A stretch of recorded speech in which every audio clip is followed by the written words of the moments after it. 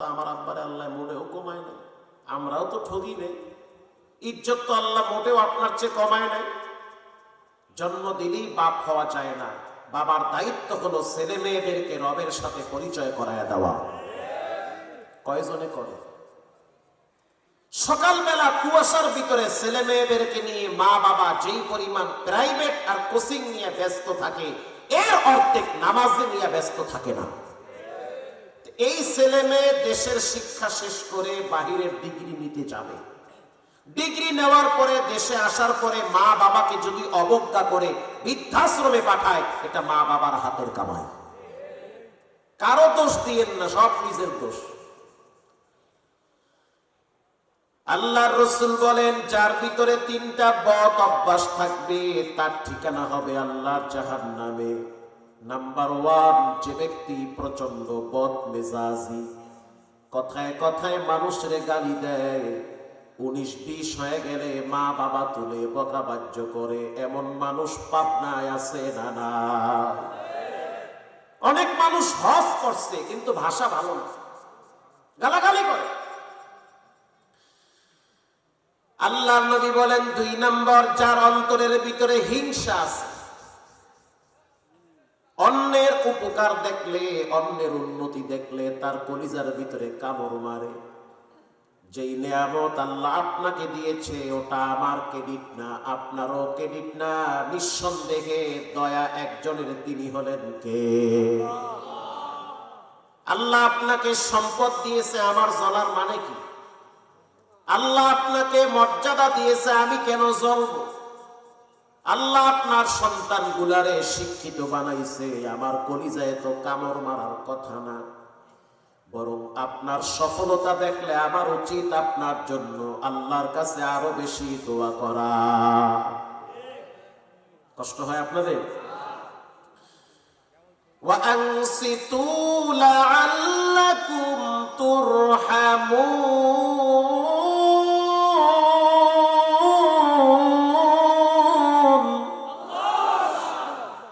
যখন কোরআনের বয়ান করা হবে তখন চুপ থাকবে, দিলের কান লাগায় শুনবে। তোমাদের উপরে একজন রহমত নাজিল করবে, তিনি হলেন কে? চুপচাপ দিলের কান লাগায় কথা শুনে লাভবান হবে। হিংসা এটা একটা মারাত্মক রোগ। এই রোগ দেখা যায়, এটা কলবের রোগ। মানে আপনার উন্নতি দেখলে আমার কলিজার মধ্যে কামড় মারে। দৃষ্টান্ত হিসাবে মুস্কি হাসির একটা ঘটনা শুনে কষ্ট হবে। এক আল্লাহর বান্দা ঘুমায় আছে, ভাই একটু ঘুমায়। এক আল্লাহর বান্দা ঘুমিয়ে আছে, ঘুমের ভিতরে জিন ঈশা বলতে আছে, কিছু লাগবে নি? তোমার কিছু লাগবে? আমি তো জিন, আমাগো নামে কোরআনে আল্লাহ সূরা নাজিল করছে। সুলাইমান নবীরে খাড়া করায় আমরা বাইতুল মুকাদ্দাস বানাইছে, আমরা হেইজা। আল্লাহু আকবার। আমগো অনেক পাওয়ার আছে, আমগো এক একজনের হায়াত 1200 বছর, 1900 বছর আমরা বাঁচি। পুরি সুবহানাল্লাহ। তুমি কি লেগে আমার কাছে আইছো? তুমি গরিব মানুষ, তোমারে কিছু দিতে চাই, বলো তোমার কি লাগবে? এবার ওই ব্যক্তি বলতে আছে, আমি যেহেতু গরিব মানুষ, জমিনে হাল চাষ করি, কৃষি কাজ করি, 2টা গরু দিও। তোমার 2টা দেবো গরু, তোমার লাগে যার লাগে ঠেলা ঠেলি, যার ছায়া দেখলে তোমার কলিজায় কামড় দেয়, হেরে দেবো 4টে, কামড় একটাও লাগবে না। বোঝেন নাই? মানে আমারে দেবা 2টা, হেরে দেবা 4টা, দেবা কাহারে একটাও লাগবে না। এটা কি করে? হিংসা। সকালবেলা স্ত্রী বলে, কি ব্যাপার, মন কেন খারাপ? স্বপ্নে আমি কি দেখলাম? কি দেখছো? জিন এসে বলতে আছে, কিছু লাগবে নি। তা তুমি কইছো কি? কহ লাগবে। তো কই? আমারে দেবে 2টা, ওরে দেবে 4টা, এর লেগে কইছে একটাও লাগবে না। বউ কয়, তুমি কি মগা না হগা? কে রে 4টা না 10টা দো, তোমার সমস্যা কি? তোমারে তো মাগনা 2টা দিতে আছে। কথা ঠিক না বেঠে? তোমাকে ফ্রি 2টা দিচ্ছে। কিছুদিন পরে আবার বলতে আছে, কিছু লাগবে? বলে হ্যাঁ লাগবে। কি? 2টা গরু দে। করে দেবো 4টা। 40টা দে, কওয়ার দরকার নাই, হললেও কইতে চলে। হিংসা ভিতরটা জ্বললে পড়ে শেষ। এই হিংসা নিয়ে সেজদা দিলেও সেজদা কবুল হয় না। জি চাচা, হিংসার অহংকার মানুষের আমলগুলো পুড়ে ফেলে। শুকনা লাকড়ি যেমন আগুন শেষ করে দেয়, মানুষের আমলগুলোও হিংসা শেষ করে দেয়। কিছুদিন পরে আবার আসছে কিছু লাগবে, হওয়া লাগবে, কি লাগবে? দুইটা মহিষ দে, আফ্রিকার জঙ্গল থেকে আইনা দিবে, শর্ত ওরে দিব চারটে, দেও চারটে। পরের দিন দেখে ওরে চারটে, মরে দুইটা। কি জ্বলা জ্বলতে আছে রে, ওর চারটে তো দরকার ছিল কি আমার দুইটার? কিছুদিন পরে আবার আইসা বলতে আছে কিছু লাগবে, কয় হওয়া লাগবে, কি লাগবে? কয় একতলা বিল্ডিং কইরা দে। কবারে দিব 2 তলা, কয় দে 6 তলা, বা দেহারও দরকার নেই। সকাল বেলায় ছায়া দেয়, হ্যাঁ 1 তলা, হ্যাঁ 2 তলা। মাথা কি ঠান্ডা না গরম? কিছুদিন পরে আবার আইসা বলে কিছু লাগবে, কয় হ লাগবে, কি? কয় আমার একটা চৌক উড়াইয়া লয়ে যা। তার মানে কবার যাওয়ার সময় 2টা চৌক উড়াইয়া লয়ে যাবি। এটাতে কি কয়? কেউ ভাই কর না কা? হিংসা। আল্লাহর নবী বলেন হিংসার রোগ যার অন্তরে থাকবে সে কোনোদিন জান্নাতে যেতে পারবে না। খবরদার, খবরদার। নামাজ পড়েন, কোরআন পড়েন, দান খয়রাত করেন, কত ভালো কাজ করেন, হিংসা নামের রোগ যদি অন্তরে থাকে সেজদাও কবুল হয় না। দূর করেন। আল্লাহর নবী মসজিদের নববীতে বসা, ইন দি মিন টাইমে একজন সাহাবী জুতা হাতে নিয়ে মসজিদে প্রবেশ করেছে। মুআজ ইবনে জাবাল বলেন আমি তাকায়া দেখলাম ওই সাহাবীর উজুর পানি দাড়ির ফাঁক দিয়া টপ টপ করে পড়তেছি।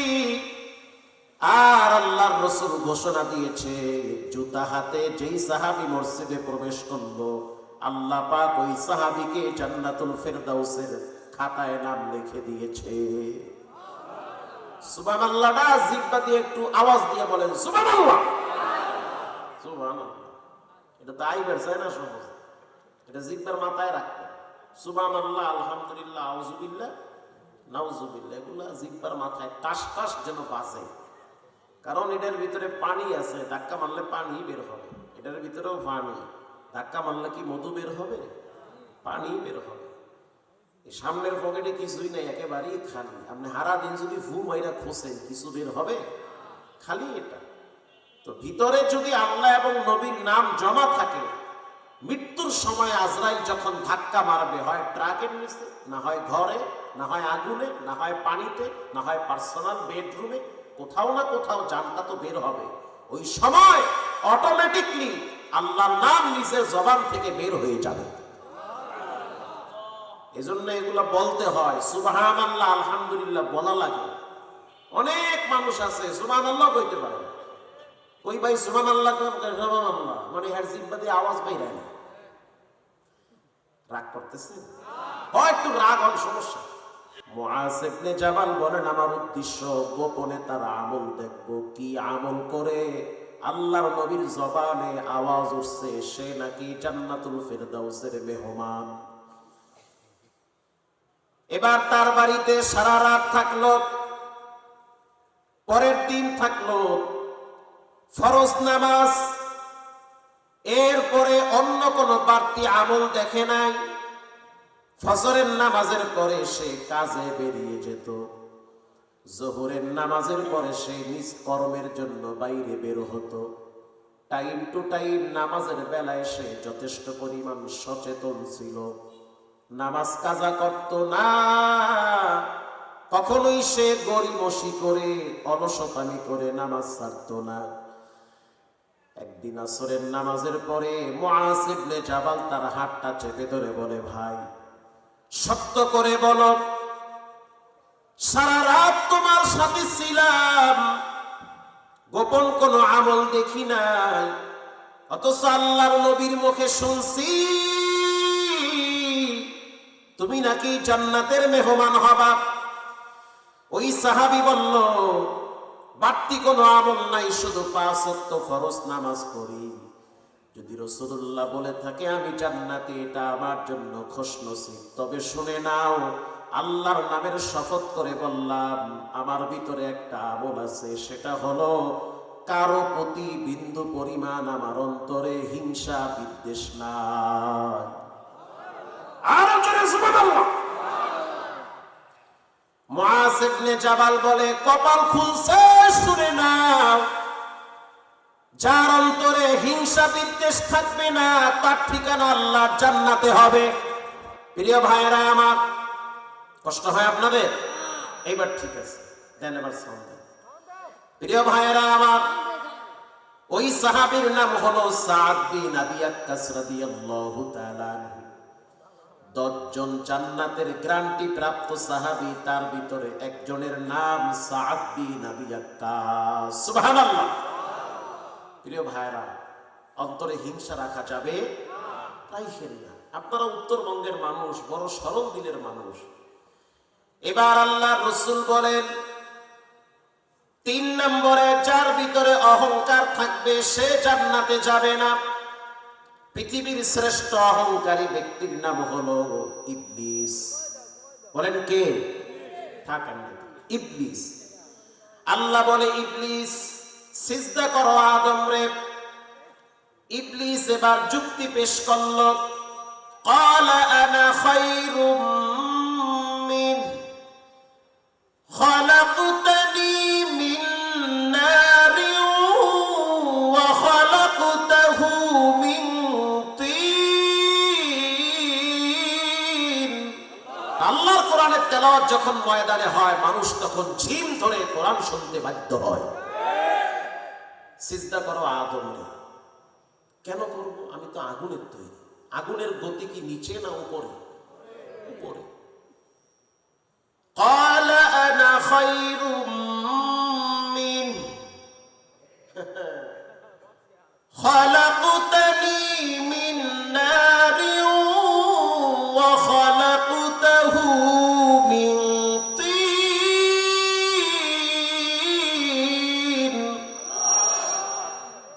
আদম হইল মাটির তৈরি। মাটির মানুষ, বড় দামি মানুষ। হ্যাঁ যুবক, মাটির মতো ঠান্ডা হয়, এত গরম কেন হয়? মাটির নিচে একদিন সবাইকে যাওয়া লাগবে। মাটির চরিত্র মানুষকে ঠান্ডা বানায় দেয়। এজন্য হযরত ওমর বলেন, যখন মানুষের রাগ উঠবে তখন সে যেন স্থান চেঞ্জ করে। যেমন আমনে আর আপনার বউ এক বিছানা হইয়া হইয়া মোবাইল নিয়ে রাগারাগি শুরু করছে। বউ আর আমনে এক বিছানা হইয়া মোবাইল নিয়ে খুব চেতা। তুই হেও কথা কয়, আমনও কয়, তুমি সারাদিন অফিসে থাকো, ঘরে আইয়া মোবাইল নিয়ে হইয়া রয়েছো, আমারে সময় দাও না। এই অভিযোগ আছে না নাই? অভিযোগ আছে। আবার জামাইও কইতে আছে, তুমি যে দিন ভৈরা কিরণমালার জি বাংলা নিয়ে সারাদিন গুতাও, এটা কি আমি কিছু কই? দুইজনের অভিযোগই সত্য। এখন কথা যদি বাড়ান তাহলে আরো বাড়বে। রাগের মাথায় তালাক দেবেন 13টা, পরে দেখবেন বউ নাই। তার চেয়ে একটা কাজ করে, হযরত ওমর বলেন, রাগ উঠলে আস্তে করে বিছানা আলাদা হয়ে যায়, ওই রুমে গিয়ে শুয়ে থাকে, অন্তত পক্ষে দুর্ঘটনার থেকে বাঁচতে পারবা। এরপরেও যদি রাগ ঠান্ডা না হয়, রাগ ঠান্ডা যদি না হয়, তাহলে তুমি দাঁড়ানোর থেকে বসে পড়ো। এরপরেও যদি রাগ ঠান্ডা না হয়, তাহলে ঠান্ডা মাটিতে শুয়ে পড়ো। রব তোমার দেহটাকে ঠান্ডা বানাবে, কলিজাটারেও ঠান্ডা বানাবে।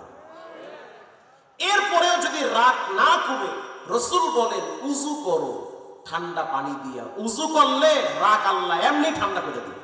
ক্বালা আনা খায়রুম মিন, আমি আগুনের তৈরি। খালাকতানি মিন নারিন ওয়া খালাকতাহু মিন তিন। আমি হইলাম আগুনের তৈরি, সে মাটির তৈরি, তার সামনে আমি কেন মাথা নত করব? এটা অহংকার। বলেন এটা কি? অহংকার। 3 বদ অভ্যাস যার ভিতরে থাকবে সে জাহান্নামে যাবে। 1 নম্বরে যার ভিতরে অহংকারী থাকবে। 2 নম্বরে যার ভাষা খারাপ, কথায় কথায় গালাগালি করে, রাগারাগি করে। 3 নম্বরে যার অন্তরে হিংসা বিদ্বেষ আছে। এই 3টা জিনিস দেখা যায় না, এটা অন্তরে লেগে থাকে। ভালো মানুষ, ভদ্র মানুষ, সুন্দর চেহারা, বুঝাই যায় না যে তার ভাষা এত খারাপ। কথা বলেন না, বুঝার কোনো কায়দা আছে? ভদ্র মানুষ, সাহেব মানুষ, অথচ ভাষা খারাপ।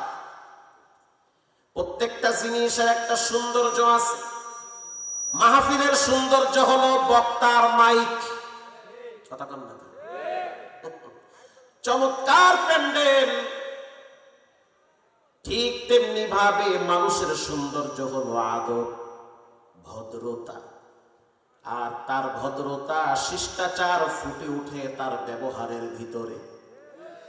লিকুল্লি শাইইন জিনাতুন ফিল ওয়ারা ওয়া জিনাতুল মারজতামামিল আদাবি আদখুদাখা হিমে তৌফিকে আদব বেআদব মাহরুমে গাশাজ ফজলে রাত। বেআদব আল্লাহর রহমত থেকে অনেক দূরে। হাইওয়াতুল হাইওয়ান নামক কিতাবে আসছে, বাঘ একটা ভয়ঙ্কর প্রাণী, সেও বলে মালিক আমি যেন কখনোই মেজাজ গরম করে মুমিনদের সামনে বেয়াদবি না করি। অতীতের জালেমদের সবচেয়ে অধপতনের মূল কারণ ছিল তারা আলেমদের সাথে বেয়াদবি করেছিল। কি অপরাধ করেছিল? মুফতি আমির হামজা তার জীবনটাকে অর্ধেক পঙ্গু বানিয়ে দিয়েছে। কি অপরাধ করেছিল? কোরআনের পাখি আল্লামা দেলোয়ার হোসেন সাইদি রাহিমাহুল্লাহ, আলিয়ার কওমিয়া বুঝিনা সবাই তারে ভালোবাসে, তার তাফসির শোনে না এমন হিন্দু পাওয়া যাবে না। তাকে বিষ পুশ করে হত্যা করা হয়েছে, শহীদ করা হয়েছে। এটাই ছিল জালেমের পতনের মূল ঘন্টায় বাড়ি। এত মানে অধপতন হতো না। আল্লাহর সিদ্ধান্ত হলো যখন আমি মানুষকে হঠাৎ ধরব, নিজের রান্না করা খাবার তাকে আমি খেতে দিব না। মানুষ যেটা ভাবে রবের সিদ্ধান্ত আর একটা হয়, বান্দা ভাবে একটা, আরশের আযীম থেকে ফয়সালা হয় আর একটা। আল্লাহর রাসূল বলেন আলা উখবিরুকুম বিআহলিল জান্নাহ, আমি কি বলবো জান্নাতে কারা যাবে? সাহাবীরা বললেন অবশ্যই বলবেন। আল্লাহর রাসূল বলেন জান্নাতে তারা যাবে যারা সহজ সরল দিলের অধিকারী। সুবহানাল্লাহ। সহজ সরল, পারলে উপকার করে, না পারলে ক্ষতি করবেন না। আপনি কাউকে যদি মুস্কি হাসি দিয়ে, কিছু মানুষ আছে চমৎকার হাসি দিয়ে কাছে আসবে, আপনার মুসাফা করবে, মিষ্টি মিষ্টি কথা বলবে, ওই লোকটাই আমার পিছনে দিয়ে দুইটা বাস দিয়ে আছে না? নাই? কিছু লোক এরকম থাকে, পারলে উপকার করেন, না পারলে ক্ষতি করা যাবে না। আপনি একজনকে এক চামচ ক্ষতি করবেন, আপনার রব 20 জন আপনার পিছনে লাগায় দিবে। এটাই চূড়ান্ত রবের সিদ্ধান্ত। আমি আপনাদের সামনে কোরআনুল কারীমের সূরা লোকমান থেকে একটি আয়াত তেলাওয়াত করেছি।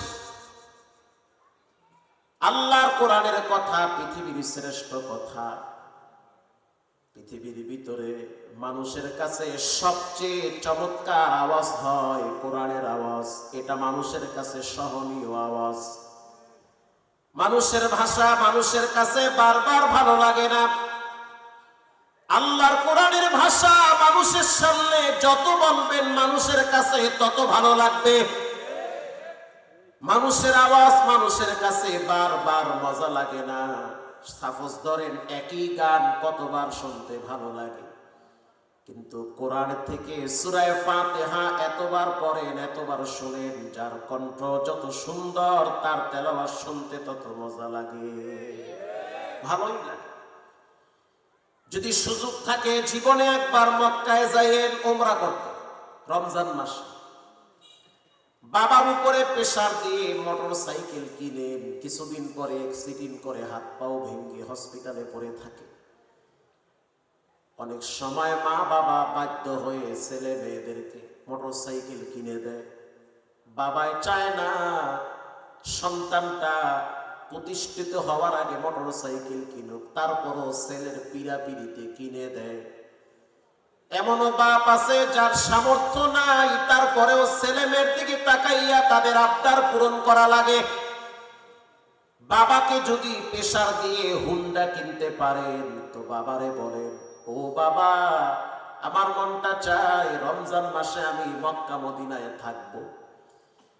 রমজান মাসে মক্কা শরীফে তারাবির নামাজ হয়, 30 লক্ষ মানুষ তারা দাঁড়ায় ইমামের কণ্ঠে চমৎকার ভাবে কোরআন শুনে। আল্লাহু আকবার জোরে বলে। আল্লাহর দয়ায় প্রায় রমজানে আমি যাই। গত রমজানে গিয়া দেখলাম লম্বা টাইম নামাজে তেলাওয়াত চলে, ছোট ছোট বাচ্চারাও দাঁড়ায় থাকে, দাঁড়ায় দাঁড়ায় কোরআন তেলাওয়াত শুনে। 4 জন ইমাম, এক একজনের কণ্ঠ আল্লাহ এক এক রকম মধু ঢেলে দিয়েছে। যখন শায়েখ ইয়াসিন তুসারি কোরআন তেলাওয়াত করে তখন মনে হয় সবে মাত্র কোরআন নাজিল হইতেছে। এত মজা। আমি তো ছোট ছোট বাচ্চাদেরকে দেখছি নামাজে দাঁড়ায় দাঁড়ায় চোখের পানি ছেড়ে কাঁদে। আরবি যুবক ভাষা বুঝে, তরজমা বুঝে, ইমামও কাঁদে, মুসল্লিও কাঁদে, কারণ ওটা এমন একটা জায়গা মুসলমানদের জন্য হেদায়েতের মার্কাজ। আল্লাহ কোরআনে বলেন, ইন্না আউওয়ালা বাইতিন wudi'a লিন-নাসি লাল্লাযী বিবাক্কাতা মুবারাকান ওয়া হুদাল লিল-আলামিন।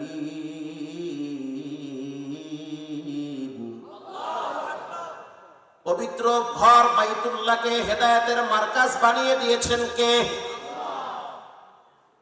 কোরআনের আওয়াজ আমিও কোরআন তেলাওয়াত করি, আর একজনের কণ্ঠে শুনতে আরো বেশি ভালো লাগে। এই যে শীতের দিন ঢাকায় ঢুকি, বেশিরভাগ ফজরের নামাজ ধানমন্ডিতে পড়ি, তাকওয়া মসজিদে, নূরজাহান রোড মসজিদে নামাজ পড়ি। বিশ্বাস করেন ফজরের টাইমে অনেক সময় দেখি ক্লাস 6-7 এর ছাত্ররা প্রথম কাতারে দাঁড়ায় থাকে। শীতের ভিতরে যখন অনেক প্রাপ্ত বয়স্করা নামাজে আসে না, আর ওই সময় দেখি 6 এর ছাত্র, 7 এর ছাত্র প্রথম কাতারে দাঁড়ায়। তো একজনকে বললাম, ঠান্ডার ভিতরে ল্যাপ আর কম্বল ফালায়া আল্লাহর ঘরে নামাজে দাঁড়ায় গেলা কি এমন মজা? বলে, হুজুর, নামাজে দাঁড়ায়া কোরআন তেলাওয়াত যখন শুনি তখন আলাদা জগতে হারিয়ে যায়। ফজরের টাইমে উন্নত মসজিদগুলায় যাদের কণ্ঠ চমৎকার যখন তেলাওয়াত করে, ফজরের তেলাওয়াত মুমিনের দিল কারায় না। আর আমরা তো বেতনও দিবার চান না, ভালো হুজুরও রাখবার চান, খালি টাইজ বসে। কথা কম না, বেতন বাড়ায়া ভালো হুজুর রাখে, যার তেলাওয়াত শুনলে দিল কেড়ে যাবে। বেতন বাড়ায়া ভালো মুয়াজ্জিন রাখেন, যার আযান শুনলে বাচ্চারা ঘুম থেকে জাগ্রত হবে। প্রিয় ভাইয়েরা আমার, কোরআনুল কারীমের ভিতরে 114 সূরা, প্রত্যেকটা সূরার যেমন নাম আছে ঠিক তেমনি ভাবে এরকম একটি সূরার নাম হলো সূরা লোকমান। লোকমান একজন ব্যক্তির নাম, পৃথিবীর ইতিহাসে তার নামটা স্মরণের অক্ষরে লেখা থাকবে। তার নামে কোরআনে একটা সূরাই নামকরণ করা হয়েছে। তার বাড়ি হলো আবিসিনিয়ায়। বেটো মানুষ, কালো মানুষ, দেখতে তেমন সুন্দর না, চুলগুলা ছিল উস্কো ফুস্কো চুল, পায়ের নখগুলা তেমন ভালো ছিল না। কিন্তু হযরত বেলাল, আল্লাহ তাকে এত মর্যাদা দান করেছে, তার নামটা কোরআনে আল্লাহ উল্লেখ করেছে। শুধু তাই নয়, তার অনেক উপদেশ আল্লাহ কোরআনে সুন্দর করে সাজিয়ে দিয়েছে। আরো জোরে বলেন সুবহানাল্লাহ। সাউন্ড দেন। প্রিয় ভাইরা আমার, ওয়ালাকাদ আতাইনা লুকমানাল হিকমাতা আন ইশকুর লিল্লাহ।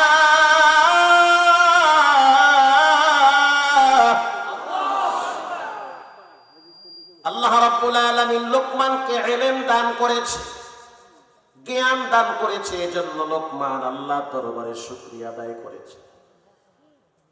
আল্লাহ আপনাদেরকে মুসলমান বানাইছে, আপনাদের উচিত আল্লাহর দরবারে শুকরিয়া আদায় করা। এই তো সানটা ভালো লাগতেছে, মাশাআল্লাহ, ভালোই তো লাগতেছে।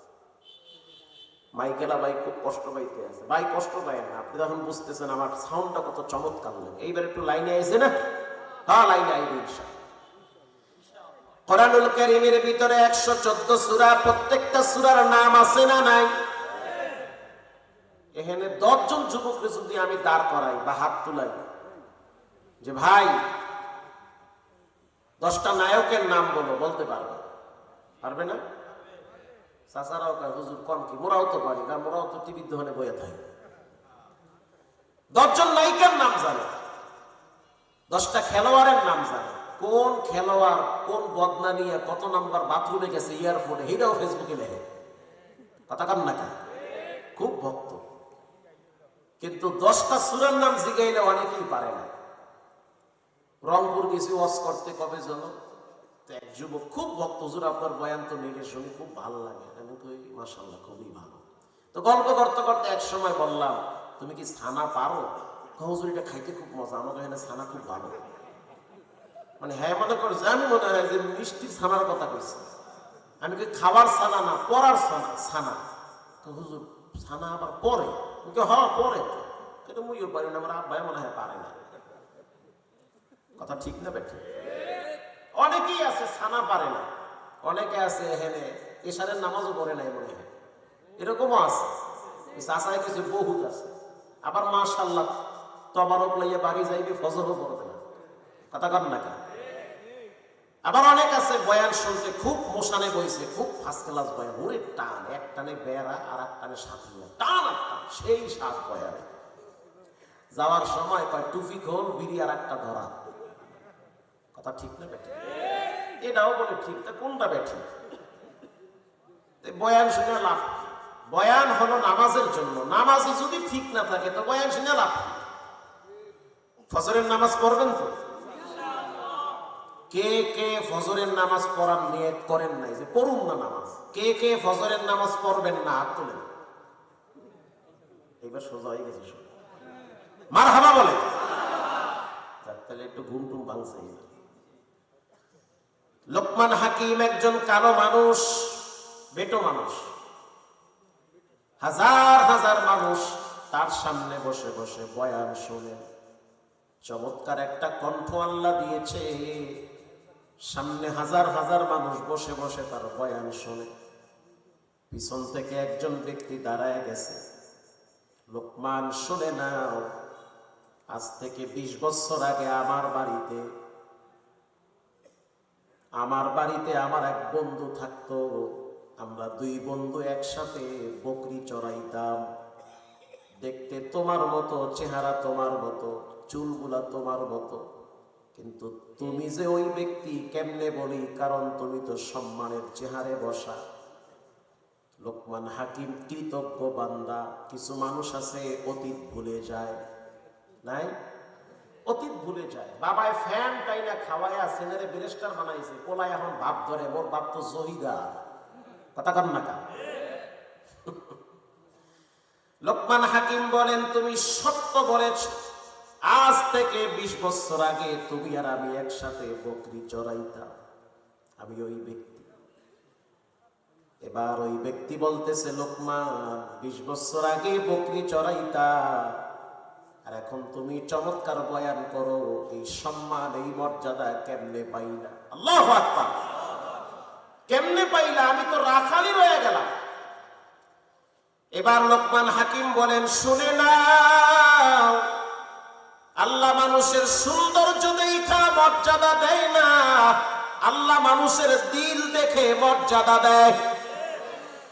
আল্লাহ মানুষের কিছু ব্যবহার দেখে, মানুষের কিছু আচরণে মর্যাদা বাড়ায়। লা ইয়ানজুরু ইলা সুওয়ারিকুম ওয়ালাকিন ইয়ানজুরু ইলা কুলুবিকুম ওয়া আ'মালিকুম। আল্লাহ মানুষের বাহ্যিক সুরত দেখে না, আল্লাহ মানুষের দিলের অবস্থা দেখে তার মর্যাদা বাড়ায়। রাখাল কইতেছে, তোমার এত মর্যাদা বুঝলাম, কোন কোন কারণে এই মর্যাদা বাড়ছে? সমস্ত তাফসীরের কিতাবে আলোচনা আছে।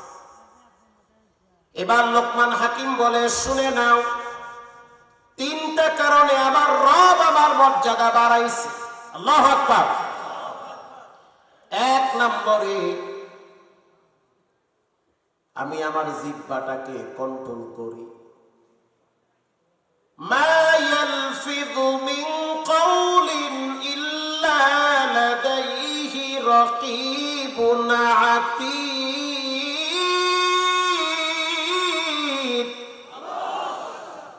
জিহ্বা লড়ায়া যেই কথাটাই বলেন সেটা রেকর্ড করেন কে?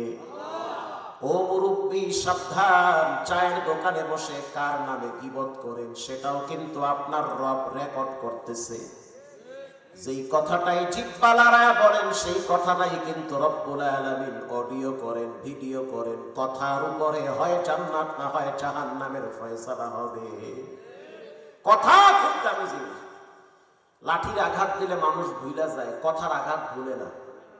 লাঠির আঘাত দিলে মানুষ বলে, ভাই তুই আমারে মারলেও এত কষ্ট পাইতাম না, যেই কথাটা কইলি মনে হয় না তোর সাথে আমার সম্পর্ক থাকবে। কথার এত দাম, শুনে নেন। রংপুরের ছেলে, বরিশালের মেয়ে, মাত্র একটা কথার কারণে সারা জীবনের জন্য হালাল হয়ে যায়। আবার 30 বছরের সংসার 3 বার আওয়াজ দেওয়ার কারণে ভেঙ্গে বিশাল এক ডিফারেন্স হয়ে যায়। কথা এমন জিনিস, কথার কারণে মানুষ জান্নাতে যাবে, আবার কথার কারণে জাহান্নামে যাবে। আল্লাহর রাসূল বলেন, কোন পাপী বান্দা যখন গোপনে দরজা লাগায়া চোখের পানি ছেড়ে বলে, আয় আল্লাহ গোপনে পাপ করছি, কেউ দেখে নাই, যদি কেউ দেখতো লজ্জায় মুখ দেখাইতে পারতাম না, আপনি ইজ্জতের চাদর দিয়ে আমারে ঢাইকা রাখছে। আর সেই ব্যক্তি যদি এক ফোঁটা চোখের পানি ছেড়ে দেয়, আল্লাহর রাসূল বলেন তার কথার কারণে, তওবার কারণে, আত্তাইবু মিনাজ যামবি কামাল্লা যামবালা, মায়ের পেট থেকে বাচ্চা আসলে যেমন নিষ্পাপ, ওই ব্যক্তি গুনাহগারকেও রব্বুল আলামিন তওবার কারণে আর তার কান্নাকাটির কারণে নিষ্পাপ বানায়া দেয়। নিষ্পাপ। এই প্রসঙ্গে একটা হাদিসের ঘটনা শোনাই, কষ্ট হয়। আল্লাহর নবী নিজে বর্ণনা করেন। আল্লাহর নবী বলেন, সাহাবীরা শুনে নাও, মানুষের জিহ্বার বড় ধার।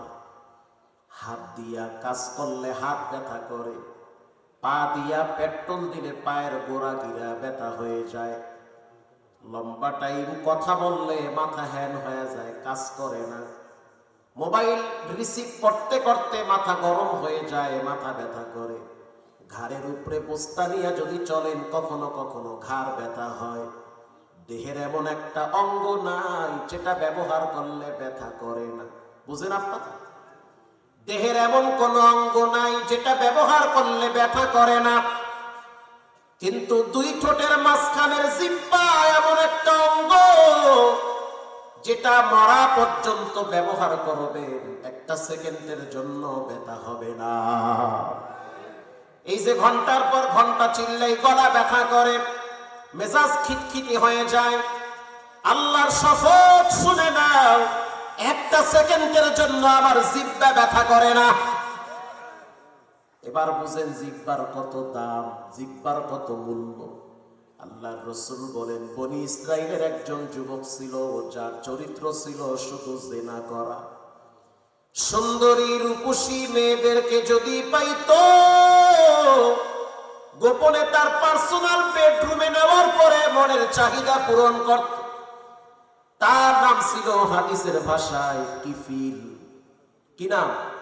কিফিল। আল্লাহর রাসূল বলেন, সেই কিফিলের চরিত্র হলো জিনা করা।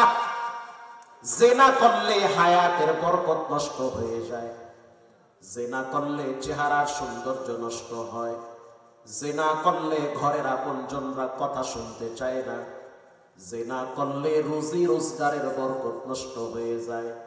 জিনা ব্যভিচারে যারা লিপ্ত আছো সাবধান, জিনা করলে মাটির রবের দরবারে অভিশাপ দেয়। জিনা এমন একটা অপরাধ যার শাস্তি হলো, নারী হোক পুরুষ হোক, যদি বিবাহিত হয় পাথর মেরে হত্যা করে দাও। জিনা এমন একটা বিচার, যদি বিবাহিত হয় তাদেরকে পাথর মেরে মাটির নিচে গেড়ে ফেলো। এটা হলো আল্লাহর বিধান। তাহলে বুঝেন জিনা ব্যভিচার কত মারাত্মক পাপ। মৃত্যুর আগে আগে আপনি টের পাবেন জিনা ব্যভিচারের কি পরিমাণ পাপের শাস্তি আল্লাহ আপনাকে দিবে। অনুরোধ করে বলি, বিনয়ের সহিত বলি, জিনা করা যাবে না। ওয়ালা তাকরাবুজ জিনা, আল্লাহ বলেন জিনা করা তো দূরের কথা, কাছেও যাওয়া যাবে না। ঠিক না বেঠিক? কাছেও যাওয়া যাবে না। যদি মনে করো বান্ধবীর লাগে দেখা করতে গেলে আকাম হইতে পারে, তো দেখা করার আগে বিয়ে করো। কথা কম না, ডাইরেক্ট বিয়ে করো। কবে যেন ওয়াজে গেলাম, কোথায় যেন, তো যুবক খেদমত করতেছে, খুব খেদমত করতেছে। তা আমি ওরে বললাম যে তুমি কোন ক্লাসে পড়ো? আমি তো 10-এ পড়ি। হুজুর, এত সুন্দর ঘরে সাজাইছে কেটা? আমার বউ সাজাইছে। ও আল্লাহ, কয় কি তুমি বিয়েও করছো? হুজুর বিয়েও করছে। কেমনে করো? আব্বাই করাইছে। তোমার আব্বাই বিয়ে করাইছে, তোমার ইচ্ছা ছিল? কয় হুজুর ইচ্ছা নাই মানে কোন কি? আমার তো 6 থেকেই বিয়ে করার ইচ্ছা ছিল। মানে সহজ সরল যুবক, আমার ক্লাস 6 থেকেই মনে যায় তো বিয়ে করি। তো হুজুর আমার এসে শোনাইলো যে ডাক্তার মিজানুর রহমান আজহারি সাহেব, ওনার বয়ান আমি শুনি মাঝে মাঝে, খুব ভালো লাগে। সে বলছে জিনা ব্যভিচার খুব খারাপ, এগুলো করলে রিজিক নষ্ট হয়, হায়াত নষ্ট হয়ে যায়। তো আমি চাই না যে আমি তাড়াতাড়ি মরি, আমি চাই না তাড়াতাড়ি মরি। এজন্য আমি আব্বুরে বলছি, আব্বু যে বিয়ে সাথে আমারে করায় দাও, নাহলে কিন্তু আমি পাপাচারে লিপ্ত হব। এখন আমার বউও পড়ে, আমিও পড়ি, সুন্দর দুইজনে লাইফ লিড করি, পবিত্র বন্ধন। সুবহানাল্লাহ বলে। সুবহানাল্লাহ কয় কারা? যারা বিয়ে করছে এরাই সুবহানাল্লাহ কয়। যুবক ভাইরা, এদিক সেদিক নষ্টি ফষ্টি না করে বহিদ পন্থায় বিবাহ করো। আকাম করা যাবে না। আকাম বাদ দাও। বিয়ে একটা করে শান্তি না পাইলে আর একটা করো। কম কি হুজুর, একটা বিয়ে তো সামাল দিতে পারি না, আর একটা। শোনেন ভাইরা আমার, যদি মনে করেন এক স্ত্রী দিয়ে আপনার জীবন চলে না, তো আল্লাহ পাক তো অপশন আরো একটা রাখছে। কথা কন না করেন, সমস্যাকে আপনার বউরে বুঝান যে দেখো এমন কাজে মানে আইকে দেশে বেড়া, এক বউ নিয়েও তো অনেকেই ঝামেলা আছে। কথা কন না, রাগ করেন, হক করেন, আমি আল্লাহর কথাগুলোই বলতে আছি। তবে হ্যাঁ, যদি ইনসাফ সমতা বজায় রাখতে না পারো, যদি মনে করো যে জুলুম হতে পারে, তো একটা বউ নিয়েই থাইকো। 2-3টা কইরা জীবনটারে তেজপাতা বানাইও না। কথা কন না, একজন লইয়াই থাইকো, ওইটারে সাজায় গুজায় ঘরে রাখো। কিছু মহিলারা আছে ঘরে সাজে না, বাইরে সাজে, ঘরে হিট লইয়া থাকে, জামাই গেলে ঠিক না ঠিক? রাসূলুল্লাহ বলেছেন স্ত্রীকে শাসন করা যাবে যদি সে স্বামীর জন্য সাজগোজ না করে। ঘরে থাহে মাইন্ডারের মতো, বাইরে যখন নামে তখন সাজ্জে গুজ্জে একেবারে মনে হয় পরিমণি নামছে। ঘরে সাজে, যত পারফিউম আছে সব ঘরে ইউজ করে। নারীরা যখন পারফিউম ইউজ করে বাহিরে বের হয়, আর এই ঘ্রাণ যখন পুরুষের নাকে যায়, জিনার গুনাহ ওই নারীর আমলনামায় জমা হয়। আমনে তো কর নাউজুবিল্লাহ, আমার বউ মাইয়া তো ঠিকই রাস্তায় নামে, তখন তো কর নাউজুবিল্লাহ। কথা কর না, এগুলোর থেকে বাঁচতে হবে। আল্লাহ তৌফিক দান করে। আরো জোরে বলেন ঠান্ডায় জিব্বাও ঠান্ডা হয়ে গেছে, আরো জোরে বলেন আমিন। মাশাআল্লাহ। প্রিয় ভাইরা আমার, মা ইয়ালফিদু মিন কাউলিন ইল্লা লাদাইহি রাকিবুন আতীদ। জিহ্বা খুব দামি জিনিস, যাই বলে এটার উপরে বিচার হবে। আল্লাহর নবী বলেন, কিফিলের চরিত্র নারীদেরকে নিয়ে খারাপ কাজে লিপ্ত হইতো। ঘটনাক্রমে একদিন এক সুন্দরী সুশ্রী নারী কিফিলের বাড়িতে আসছে। আইসা বলতে আছে, কিফিল কিছু টাকা পয়সা আমারে ধার দাও, বিপদে পড়ছি, কিছু টাকা দাও, কোনো মতে যেন আমার জীবনটা চালাইতে পারি, ধার দাও। কিফিল বলতেছে, বিনিময় ছাড়া আমি কাউরে 1 টাকাও দেই না। এবার মেয়েটা বলতে আছে, কিফিল বিনিময় দেওয়ার মতো কিছুই নাই। কিফিল বলতে আছে, শুনে নাও, তুমি দেখতে অনেক সুন্দর, তোমাকে আমি টাকা দিতে পারি, শর্ত হলো তুমি আমার সাথে পার্সোনাল সময় কাটাবা। বলেন নাউজুবিল্লাহ। যখন তাকে ব্যভিচারের প্রতি প্রস্তাব দিল, তখন মেয়েটা বলতেছে আমি রাজি হয়ে গেলাম, তবে শুনে না, এমন জায়গায় অপরাধ করবা যেখানে কেউ যেন না দেখে। দরজা জানলা সব লাগায় দিছে, একটা বদ্ধ ঘরের ভিতরে মেয়েটাকে বসায় রাখছে। মেয়েটা বলতেছে কিফিল, তাকায় দেখো কোনো দরজা জানলা খোলা আছে কিনা। কিফিল এবার দরজা জানলা সব লাগায় দিছে। মেয়েটা বলতে আছে কিফিল, ছিদ্রগুলার দিকে তাকায় দেখো, ছিদ্রগুলা দিয়ে হয়তো কেউ দেখতেছে। এবার কিফিল গাছের পাতা ছিঁড়ে ছিঁড়ে ছিদ্রগুলা আটকায় দিছে, কেউ যেন না দেখে।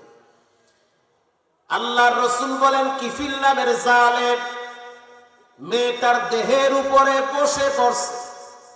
এরপরে নিজের হাত দিয়া মেয়েটার শরীর থেকে কাপড় খুলে ফেলাইছি, আর তাকায় দেখতেছে মেয়েটার চোখের পানি বায়া বায়া মাটি স্পর্শ করতেছে। কিফিল বলতেছে এই আনন্দ ঘন মুহূর্তে কান্নাকাটি করলে তো ভালো লাগবে না।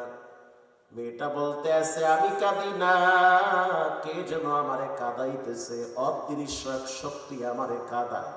আল্লাহু আকবার। কিফিল বলতে আছে কে তোমারে কাঁদায়, কেন কাঁদো? মেয়েটা বলতে আছে ইন্নী আখাফুল্লাহ,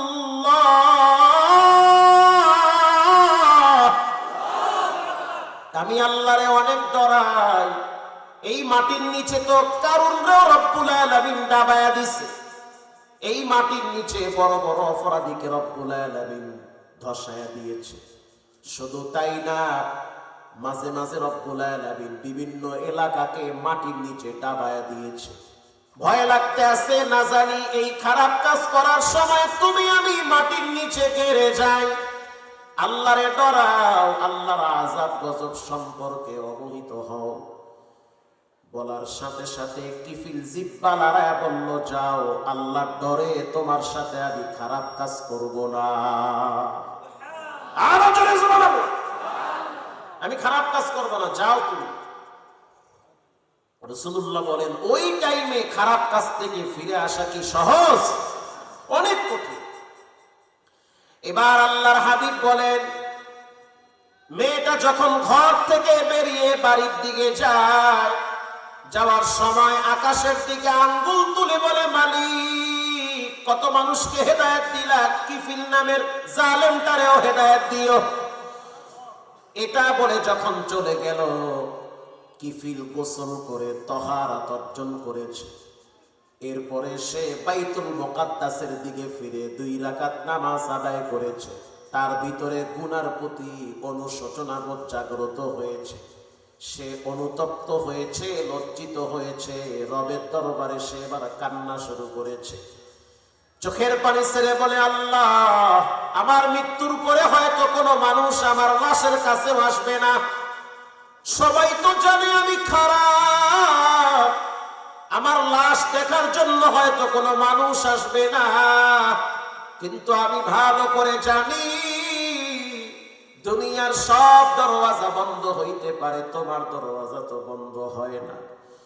যেহেতু তুমি আমারে বানাইছো, ক্ষমা চাই, নিজ গুণে আমারে ক্ষমা করে দাও। রাসূল বলেছেন জিহ্বা লড়ায় যখন চিৎকার মেরে আল্লাহরে বলছে আল্লাহ মাফ করে দাও, আল্লাহর সিদ্ধান্ত ওই টাইমে আজরাইল পাঠায়া দিয়া তার জান ঈমানের সহিত কবজ করেছে। জান যখন কবজ হয়ে গেল, নিথর দেহটা পড়ে আছে। হে যুবক, এমন একটা রাত নাই, দিন নাই, যেই রাতে দিনে এই দেশ থেকে যুবকের মৃত্যু হয় না। স্কুলের ছাত্র মরে, কলেজের ছাত্র মরে, মাদ্রাসার ছাত্র মরে, ছেলেও মরে, মেয়েও মরে। আজকে সকালেও তো দেখলাম মাওয়া রোডে 5 জন মারা গেছে। পত্র পত্রিকায় সোশ্যাল মিডিয়ায় দেখছেন একটা বাস নিয়ন্ত্রণ হারিয়ে হোক বা ষড়যন্ত্রমূলক হোক, টোল প্লাজায় টোল দিতেছে, বাসটা আইসা ডাইরেক্ট প্রাইভেট হুন্ডা সবার উপরে উঠাইয়া দিছে। গাড়ি ছেসরাইতে ছেসরাইতে অনেক দূরে নিয়ে গেছে। গতকাল রাত্রিবেলা ওই টোল প্লাজায় আমরা টোল দিয়া ঢাকায় ঢুকছি। আজকে আসার সময় চিন্তায় পড়ে গেলাম, কি দেখলাম। আমার সফর সঙ্গী আমারে দেখাইতেছে, হুজুর দেখেন কি অবস্থা, 3 বছরের বাচ্চাটাও মারা গেছে, 8 বছরের বাচ্চা ছেলেটাও মারা গেছে, স্বামীও মারা গেছে, স্ত্রীও মারা গেছে। কল্পনাই ছিল না এভাবেই তাদের মৃত্যু হবে, মাথায় ছিল না। আল্লাহু আকবার। আপনাদের এই পাপ না, একদিন আমি চাঁদ প্রহরে ঢুকতেছিলাম, আমার স্মরণ নাই কোন এলাকায়, নামাজের জন্য এক মসজিদে ঢুকলাম। গেটের সামনে লেখা আছে, যুবক তুমি যদিও মসজিদে আসবে না, তবে অপেক্ষায় থাকো, টাইম মতো মসজিদের পালকি তোমার বাড়িতে যাবে। হে যুবক, যদিও তুমি মসজিদে আসবে না, কিন্তু মসজিদের পালকি তোমার বাড়িতে ঠিকই টাইম মতো যাবে। ঠিক না ব্যাঠিক? এজন্য নামাজ ছাড়া যাবে না, হারাম কাজে লিপ্ত হওয়া যাবে না। জীবন একেবারেই সংক্ষিপ্ত। কত যুবককে আল্লাহ ব্লাড ক্যান্সার দিয়া হসপিটালের বারান্দায় শোয়া রাখছে, চিকিৎসার টাকা নাই। কত যুবককে কিডনি ড্যামেজ করে রাস্তায় রাস্তায় ভিক্ষা করায়। কত সরকারি চাকরিজীবী দেখছি, চাকরি তো নাই, দেহটাও শেষ হয়ে গেছে, ক্যান্সারে আক্রান্ত হয়ে সহযোগিতার জন্য মসজিদের সামনে মাফলার দিয়া চেহারা পাঞ্জা মানুষের সামনে হাত পাতে। ওই সিচুয়েশনে তোমার আমার রব যে কোনো সময় তোমাকে আমাকে রাখতে পারে কি পারে না?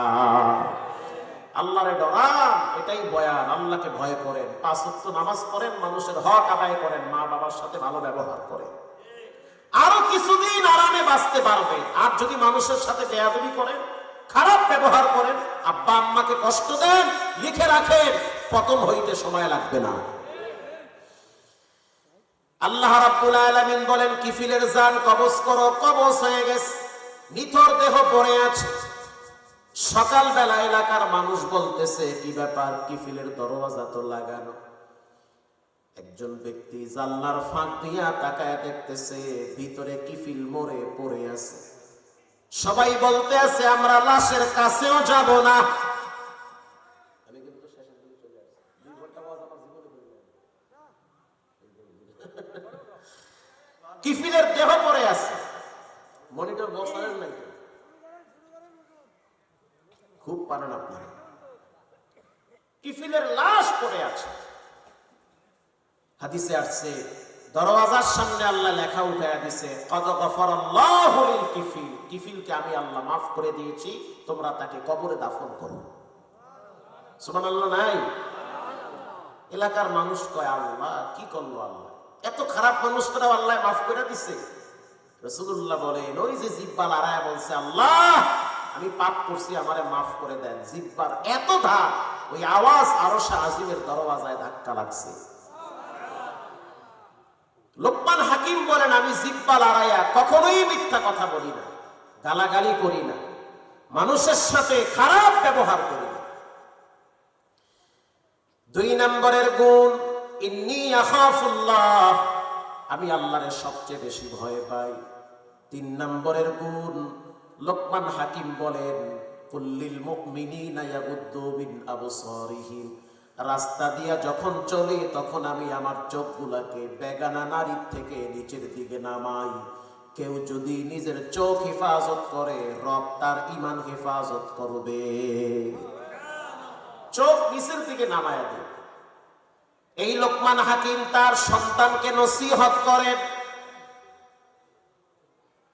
وَإِذْ قَالَ لُقْمَانُ لِابْنِهِ وَهُوَ يَعِظُهُ يَا بُنَيَّ لَا تُشْرِكْ بِاللَّهِ।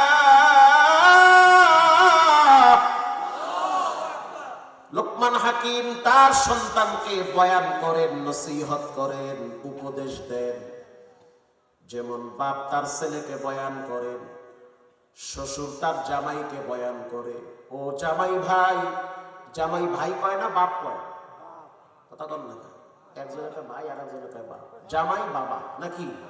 যতদিন মাইয়া আছে ততদিন বাপ, মাইয়া গেছে গায়ের পরে বাজারে দেখা হয়েছে, সালাম আলাইকুম ভাই, ভালো আছেন? কথা ঠিক না বেটি? জামাই বাবা, ও জামাই বাবা, আমার কলিজার টুকরা সন্তানটারে তোমার হাতে দিলাম, যতদিন ভালো লাগবে ততদিন রাখবা, যখন দেখবা বোঝা মনে হবে তখন আমার ধন আমার ঘরে ফিরাইয়া দিবা। কোনদিন বাবার গায়ে হাত, সন্তানের গায়ে হাত তুলি নাই, তুমিও হাত তুলবা না। মেয়েটাকে লালন পালন করে বড় বানাইছি, কোনদিন কষ্ট দেই নাই।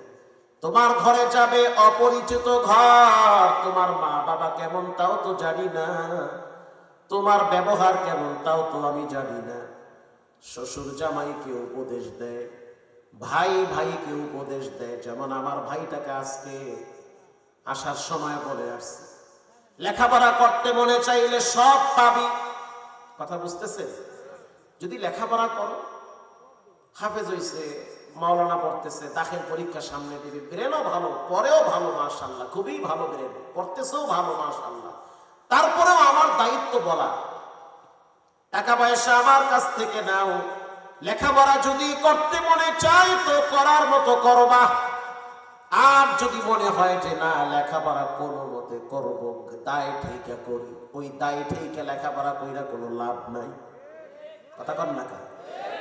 দায় ঠিকা কোনো মতে বাবার হোটেলে খায় আর বাবারে বুঝতে হয় মুই তো পড়ি, পরে ঘোড়ার ডিম হুন্ডা নিয়ে হারা দিন মাইয়ে গুলো লইয়ে ঘোরে, বাবারে বুঝতে। আমি স্পষ্ট বললাম, উপদেশ দিলাম, শুনে না। লেখাপড়া করতে মনে চাইলে করার মতো করবা, যদি করতে মনে না চায় লেখাপড়া বাদ দাও, কর্মঠোর হও, টাকা পয়সা কামাই করো। চাকরি যদি ভালো পাও করো, না পাইলে বাদাম বিক্রি করো, ডিম বিক্রি করো, তাও যদি না পারো অটো চালাও, তাও যদি না পারো পান বিক্রি করো। লা নাদামাতা ফিল আমালি, কোনো কাজেই লজ্জা নাই। দুনিয়াতে যত সফল ব্যক্তি আছে কেউ মায়ের পেট থেকে তাল গাছে ওঠে নাই, প্রথম তাদেরকে ফুটপথে ব্যবসা করা লাগছে। লেখাপড়া করতে মনে চাইলে করো, আর করতে মনে না চাইলে বাদ দাও, করার দরকার নাই। বসে মাইজে পীড়িত হয় না, কাজ করো, কর্মঠোর হও। যখন তোমার যোগ্যতা থাকবে, টাকা থাকবে, মানুষ তোমার খোঁজা লাগবে না, মানুষই তোমারে খুঁজবে। তুমি কেন ভুলবা? তোমারে মানুষ খুঁজবে, লেখাপড়া করো। তখন তাকে আমি বললাম, এমনও রাত আমার জীবনে গেছে, সারা রাত দাঁড়ায় থাইকা পড়া লাগছে, সময়কে মূল্যায়ন করেছি, ঘড়ির কাঁটাকে মূল্যায়ন করেছি। বাবার কষ্টের দিনগুলা চোখ থেকে, কাছ থেকে দেখছি। অতএব আজকে তোমাদের সুখের দিন, সুখের সময় তোমরা অতীতের কথা ভুলে যেও না। অনেকে সুখে থাকলে বুতে কিলায়। কথা কর না কেন? এই যে সাভারে ঢোকার সময় বাইপাইল আছে, বাইপাইল আছে না? আছে। রাত 10টার পরে এক বেচারায় ওখানে টং দোকান দিয়া পরাটা বেলে, পরাটা, পরাটা চেনেন? পরাটা চেনেন না? মানে ও পরাটাও চেনে, চেনা ভালো। হুজুর খাইয়ে তো সকালবেলা পরাটা আর পায়েস বেছে। পায়েস চেনে? অনেকের জিব্বায় পানিও হয়েছে, মাসা পায়েস তো ভালো জিনিস।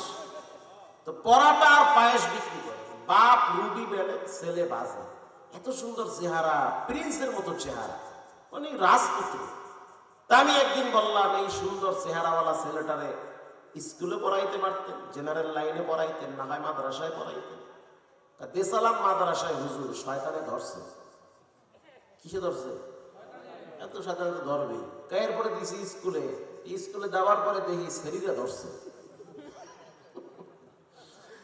মানে মেয়েরা ধরছে। তার মানে ওরে মেয়েরই রোগ পাইছে, ও মেয়েদের পিছিয়ে পিছিয়ে ঘুরে আর টিকটক বানায়। আমি চিন্তা করলাম, আমার ইজ্জতের গোড়াই পানি রাখবে না আমার বাপ হাজি সাহেব, আর আমার বলে যদি মাইয়া গোলাকে নাচে আর টিকটক বানায়, আমার ইজ্জত থাকে? থাকে না ইজ্জত। তোরে আমি ঘাড় ধরে বললাম, তুই আমার লাগে একদিন রুটি বেল। যখন আমার সন্তান রুটি বেলে আর আমি যখন পরাটা গুলা তেলের ভিতরে দেই, তখন দুই একটা তেলের ফোঁটা এসে আমার ছেলের হাতে পড়ে, ফসকা পড়ে গেছে। তখন আমার সন্তান বলে, আব্বু ওই তৈলা ইসা আমার হাতে পইরা, হাত তো ফসকা পইরা গেছে। তখন আমি আমার সন্তানরে বুঝাইছি, সন্তান রাত জেগে জেগে তৈলে পরাটা ভেজে এরকম ফসকা বানায়া 2-4 টাকা কামাই করে তোর পরীক্ষার ফিস আমি বাবা দে।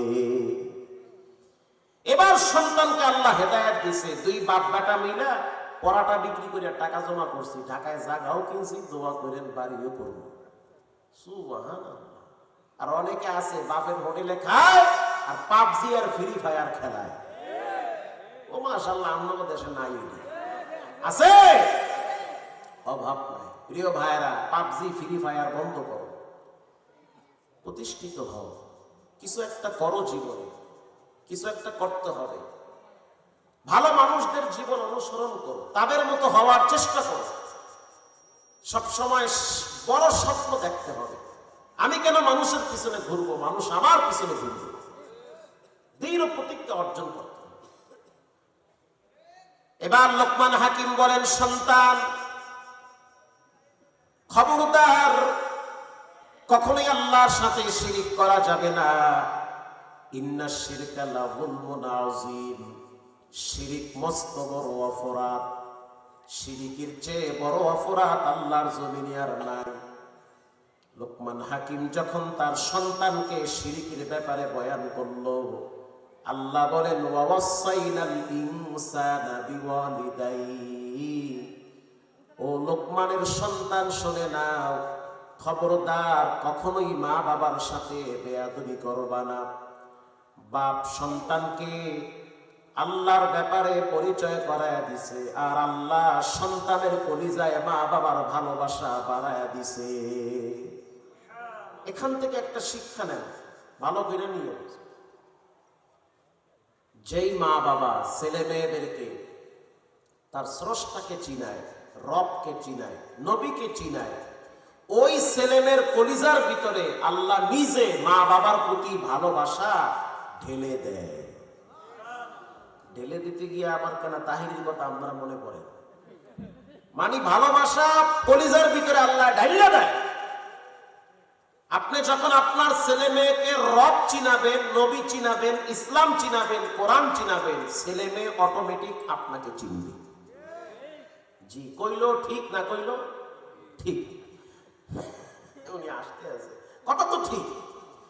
আর যদি আপনি আপনার ছেলে মেয়েকে আল্লাহরে না চিনেন, নবীরে না চিনেন, বিশ্বাস করেন এক সময় দেখবেন আপনারাও চিনবেন। যেমন আমার মায় মাঝে মাঝে এমন এমন কথা কয়, এটি হলে আমার মাথা গরম হয়ে যায়। কিন্তু কোরআন শরীফ পড়ছি, কোরআনে আল্লাহ বলছে মা বাবা বুড়ো বুড়ি হয়ে গেলে তাকে মেজাজ গরম থাকে, খবরদার মেজাজ গরম হইলে তুমি আবার চেপতো না, তুমি ঠান্ডা থাকতো। কথা কি বোঝে? এটা তো আমার বাংলা ভাষার কবিতার বই না। আল্লাহ কোরআনে বলছেন, ওয়ালা তানহারুহুমা, মা বাবা কখনো কখনো অদ্ভুত প্রশ্ন করবে, এমন এমন ব্যবহার করবে যেটা তোমার কাছে ভাল লাগবে না, কারণ তাদের বয়স হয়েছে। ওই বয়সে তুমি গেলে তুমিও বুঝবা তোমার কেমন লাগে। তখন তোমার মায়ের ব্যবহার খারাপ থাকবে, মেজাজ খিটখিটি হয়ে যাবে, তখন এমন এমন কথা বলবে যেগুলো তোমার মাইন্ডে লাগবে। আল্লাহ বলেন, ওয়ালা তানহারুহুমা, খবরদার, উফিউ ওয়ালা তানহারুহুমা, এমন ব্যবহার কইরো না যে মা এরকম বলে, আহ আমার পোলায় করলো কি, আহ পোলায় ঢাকায় বউ নিয়ে তাহে, হ্যাঁ সংসার চলে, আর যখন বলে আমারে কিছু দে তখন তার ইনকাম থাকে না, করলো কি পোলায়। আল্লাহ কোরআনে বলেন, ইয়াসআলুনাকা মাযা ইউনফিকুন কুল মা আনফাকতুম মিন খায়রিন ফালিল ওয়ালিদাইনি ওয়াল আকরাবিন।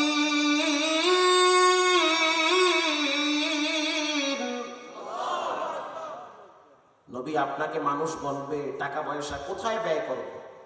যুবক বাবারা, মুরব্বী ভাইরা, আমিও তো বুড়ো হয়ে গেছি তাই না, যুবক ভাইরা, মুরব্বী বাবারা শোনেন, একজন মানুষের সফলতার জন্য দুইজন ব্যক্তি লাগে। বলেন কয়জন? আলহামদুলিল্লাহ, আমার এতদূর আসার পিছনে দুইজন ব্যক্তির অবদান সবাই। একজন হলো তার মায়ের দোয়া, সুবহানাল্লাহ বলে। দ্বিতীয় হলো তার স্ত্রীর সহযোগিতা, বইয়ের সহযোগিতা লাগে। দৈনিক রাইতে ওয়াজ কইরা ঘরে যায়, এই মহিলার তো প্রতিদিন 2টা-3টায় ঘুম ভাঙে। আজ না হয় বেশি রাইতে ওয়াজে বইছে, আমি তো 12টার পরে কোথাও বয়ানে বসি না, এটা আমার অভ্যাস। কিন্তু কর্তৃপক্ষ বলছে আমি আসছি, অসুবিধা নাই, এটা একটা পরিবেশ আছে। তো প্রতি রাত্রে 12টা 1টা 2টা 3টায় গেট খোলা লাগে। আমার ম্যাডামে কয় আমি তো আধা পাগল হয়ে গেছি। কথা কি বুঝতেছেন? তো মাঝে মাঝে মেজাজ তো অনেক গরম হয়ে যায়, ঘুম হয় না, মেজাজ খিটখিটে হয়। আবার ফোন যেই পরিমাণ বাজে, ফোনের যন্ত্রণায় অস্থির। প্রবাসীরা, আমার বড় ফোনটা তো গাড়িতে, ফোনের মেসেজ দেখলে আপনি নিজেও অজ্ঞান হয়ে যাবেন, এই পরিমাণ মেসেজ। এখন আমার ম্যাডাম যদি আমারে কইতো যে দরকার নাই, সব বাদ দিয়া ঘরে বই আল্লাহ বিল্লাহ করে, এতদূর আসতে পারতাম? পারতাম না। কোন পুরুষ যখন বাহিরে কাজে বের হয় তখন তার জীবনে ঝই ঝামেলা, ঝড় ঝাপটা আছে না নাই? কাজ করতে গিয়ে অনেক পুরুষ পা হারিয়ে ফেলে, কর্মজীবনে অনেকের চাকরি হারায়, হয় না? হয়তো অনেকের এমন হয় অ্যাক্সিডেন্ট করে তার জীবনের অর্ধেক শেষ হয়ে গেছে, ব্যবসায় নামছে, লস খাইছে। এরকম ঝামেলা কার জীবনে আসে না বলে? সবার জীবনে আসে।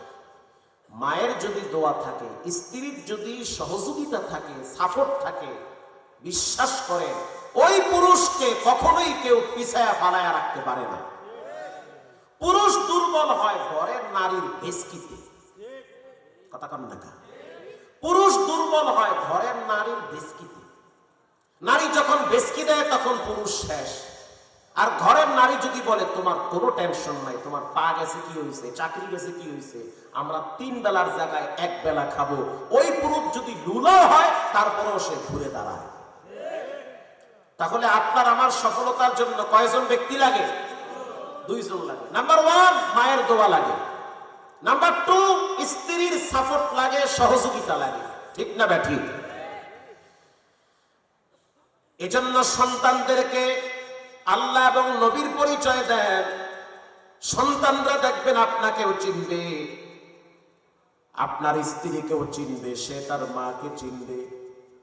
যেই ছেলে মেয়েরা আল্লাহকে চিনে না, রসুলকে চিনে না, সে তার মা বাবাকে চিনতে চায় না। আল্লাহর নবী বলেন আল জান্নাতু তাহতা আকদামিল উম্মাহাত, মায়ের পায়ের নিচে সন্তানের জন্য জান্নাত রেখে দিয়েছেন কে?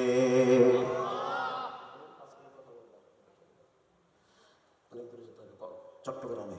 প্রিয় ভাইরা আমার, আল্লাহর রাসূল বলেন আল জান্নাতু তাহতা আকদামিল উম্মাহাত, মায়ের পায়ের নিচে সন্তানের জন্য জান্নাত।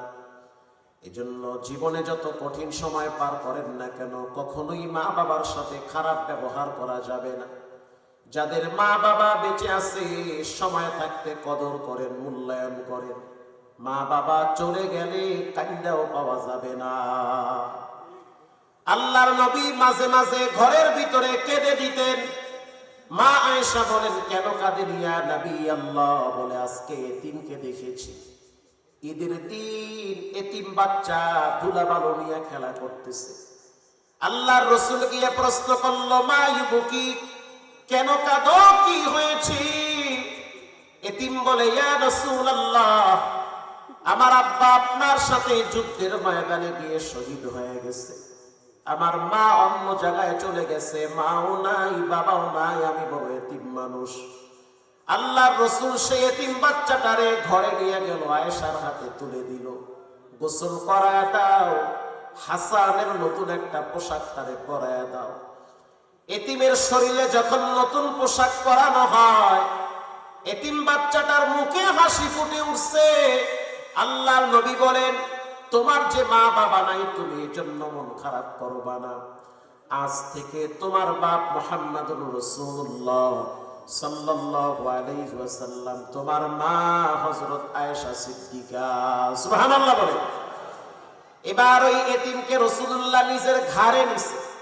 নিজের ঘাড়ে নেওয়ার পর এতিম বাচ্চাটারে নিয়ে রাসূলুল্লাহ ঈদগাহর ময়দানে চলে গেছে। ঈদগাহর ময়দানে যাওয়ার পর আল্লাহর হাবিব যেই জায়গায় দাঁড়ায় খুতবা দিত, রাসূলুল্লাহর পাশে এতিমরে বসাইছে। 1 ইঞ্চি জায়গা মাঝখানে গ্যাপ রাখে নাই। আর সাহাবায়ে কেরাম আশ্চর্য হয়ে গেল, কোন সন্তান যে কিনা আল্লাহর নবীর পাশে একেবারে শরীরের সাথে শরীর লাগায় বসে পড়ছে। আল্লাহর রাসূল দুইটা আঙ্গুল উঁচা করে বলেন, আনা ওয়া কাফিলুল ইয়াতীম কাহাতাইনি ফিল জান্নাহ। কেউ যদি এতিমের